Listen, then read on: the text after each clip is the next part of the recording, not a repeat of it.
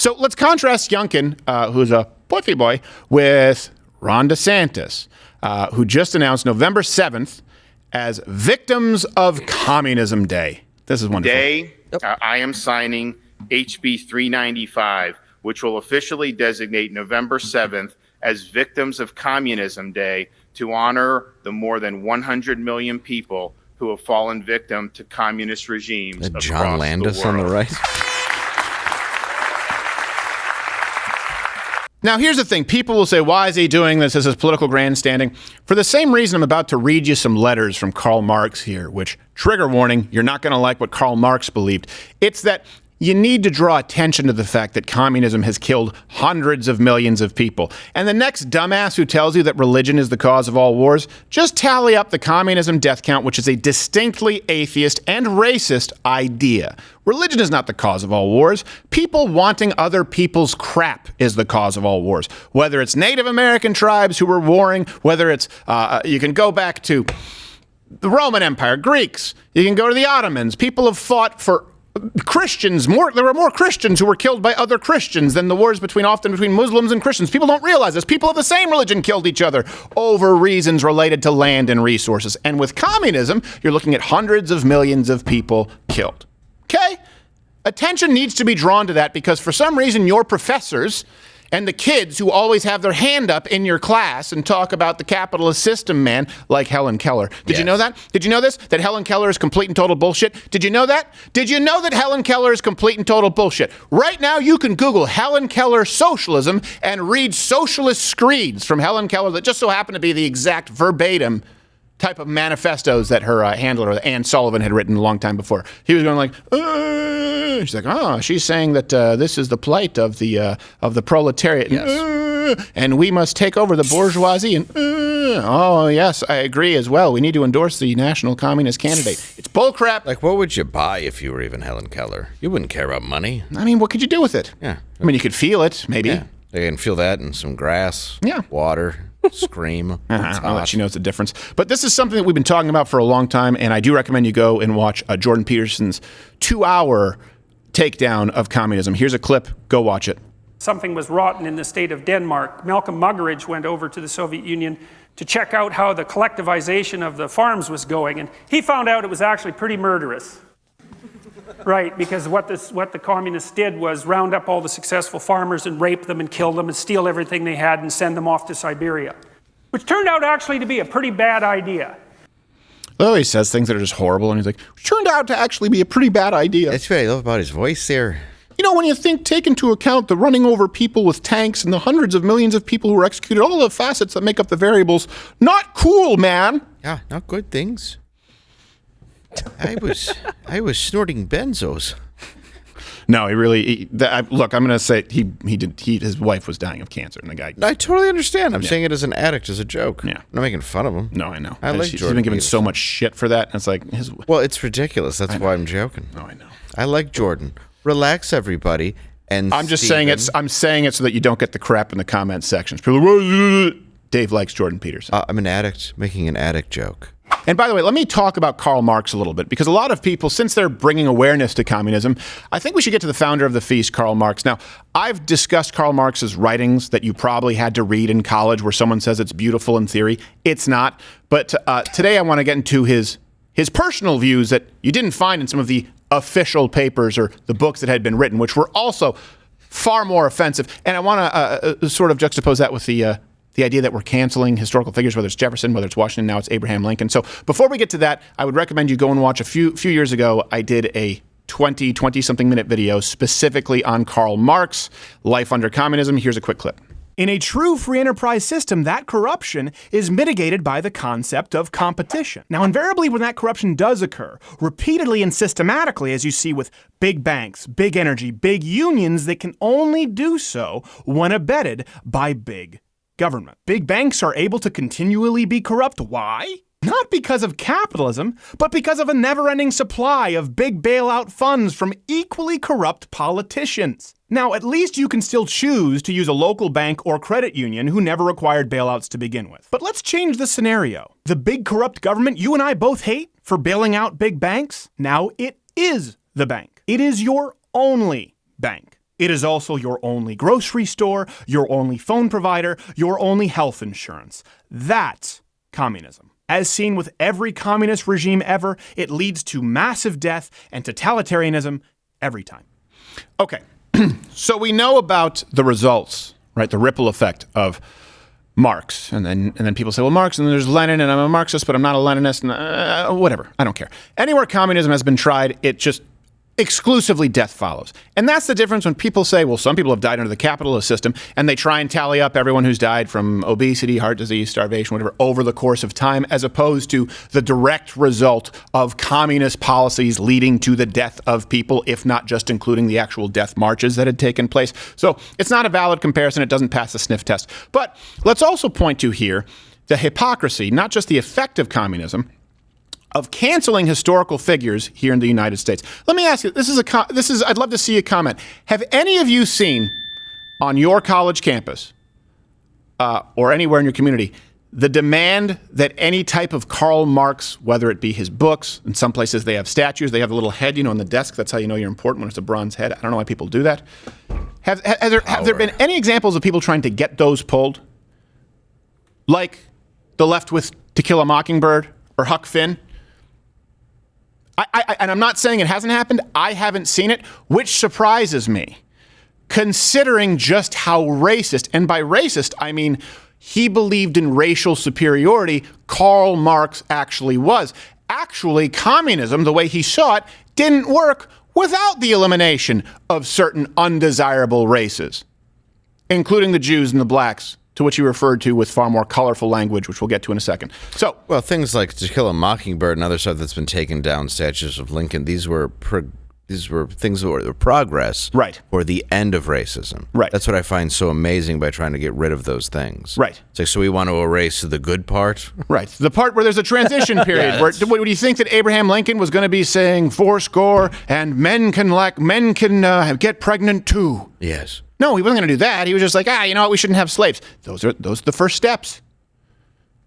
Whereas Karl Marx was extremely racist. Indeed. He wasn't a man of his time. He was a man in his time where people were like, ooh, Marx, you really shouldn't hate the Jews and blacks so much. Laying it on a little thick. So here's his essay from 1843 titled The Jewish Question, Karl Marx. What is the worldly religion of the Jew? Huckstering. What is his worldly god? Money. Well, that one seems pretty self-explanatory. pretty anti-Semitic. Yeah, kind of anti-Semitic. Also, by the way, it's sort of funny because he was born to two Jewish parents. Oh, that's two Jewish parents. So I wonder if this whole thing was just self-hating. payback against his mom. Oh, Boopy, why did you keep throwing your mutts on the floor? Shut up, mother! You say I never amount to anything? I'll start a genocide. Then you'll see. Here's Marx's letter to Engels, if people haven't read this. It is a misfortune that magnificent California was seized from the lazy Mexicans. Wow. Who did not know what to do with it. So we've hit the Jews. We've hit the Mexicans, Karl Marx. Again, I'm just wondering, is this enough? Is this enough to pull his books? Is this enough to pull any of his beautiful in theory? Because I don't hear people saying, oh, Abraham Lincoln or George Washington, Thomas Jefferson was beautiful in theory where they wanted to free their slaves upon their death and they believed in it. But, it took a while to get there. No, they just removed the statues. They call them racist. They call them white supremacists. But they say it was really beautiful in theory what Karl Marx believed in. Well, let's see what he believed in addition to the writing, which created the ripple effect and led to hundreds of millions of people. I've also never met a lazy Mexican. That's a good point. Just sort of a racist, pointless thing to say. Yeah, exactly. I mean, there's certain stereotypes. You can't say it's like, listen, they're lazy, but they also do jobs that Germans don't want to do. Yes, and they do them for very little money and very well and fast. Yes. Yes. Honestly, but they are lazy. Because I need to label them with something, because I have the Jews are tricky. I'll get to the blacks here in a second in my 1862 letter to Engels. So it's sort of really more of a bridge. I just said Mexicans are lazy. That was lazy on my part. Is it me? Maybe it's me. My cleaning lady is Honduran, and I have Mexican friends, but, I'm a racist. That's what I have to do. Don't wave at her. She's not a person. So this is from his 1862 letter to Engels. It is now absolutely clear to me that as both the shape of his head and his hair texture shows, he descends from the Negroes who joined Moses' flight from Egypt unless his mother or grandmother on the paternal side hybridized with a, and I'm going to not whitewash this, hybridized with a nigger. Now this combination of Germanness and Jewishness with a primarily Negro substance necessarily creates a strange product. And then he sticks the landing. The pushiness of the fellow is also N-word-like. Wow, that is So he's using it in its context to say, God forbid we mix because N-words are inferior, is what Karl Marx is saying there. It's not that he just said it out of context. He wasn't singing along to Kanye's Dropout. If you read his writing, he firmly believed that black people were inferior to white people. You know who else believed that? Pretty much all communists. That's why we have the Che Guevara shirt mocking him. Do you know what he said about black people? This is the thing that people they try and say far right-wing Nazis, far left-wing communists. No, it's actually really very similar because for communism to work, they believed that you had to have a society of people who would work. And so it was very puritanical as far as race. And so it was, we need to eliminate this race. We need to eliminate these hucksters. We need to eliminate these liars.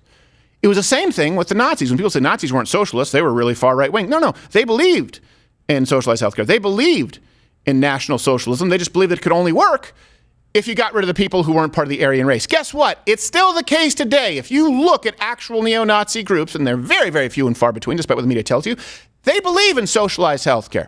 They believe in all sorts of social safety nets and welfare benefits. They just believe that it would only work if you got rid of the Mexicans and blacks. It's always been this. Communism, from its very start, necessitated a racist point of view. I can't believe I'm communist. If you're wondering what to get your strange friends on the left this November 7th, consider giving them a copy of Karl Marx Racist. I'm going to give that to everybody just because of the cover. Yeah, exactly. Like, hey, what is this? I don't know. Just for you. And ignore that there are one-star reviews on there, but that's just because the left is trying to cope. Well, of course. They're like, you're taking it. He was a man of his time. There were men of his time who weren't that big of a piece of shit. Well, that's fine. He's a man of his time, but you're using the man of his time to justify how you behave in our time. Yes, exactly. That's the problem. Exactly. This is the issue is if you go back again to the founder of the feast, like we talk about with Islam, are there plenty of great moderate Muslims? Of course there are. No. Yes. But Muhammad was not one of them. Oh, dear. Muhammad was not one of them. Muhammad killed. Muhammad beat his wife.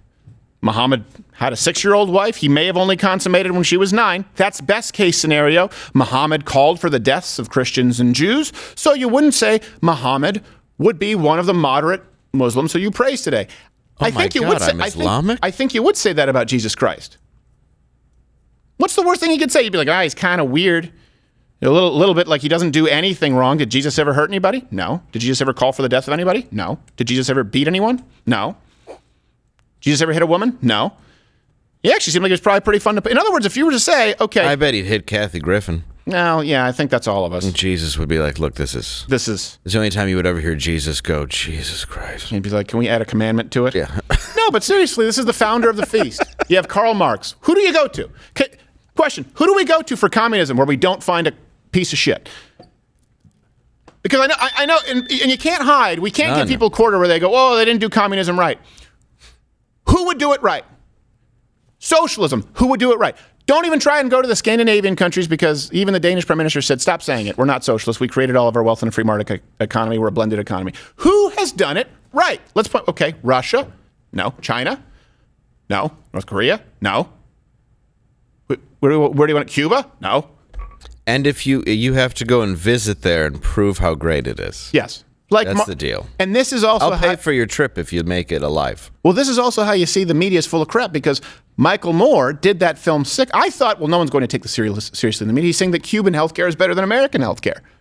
But then they rated socialist systems of healthcare where people die at an exponential rate when compared to the American healthcare system as higher than ours. Why? Because it's a self-rating system of people saying, yeah, I think my healthcare is pretty good. That's because they don't know anything else.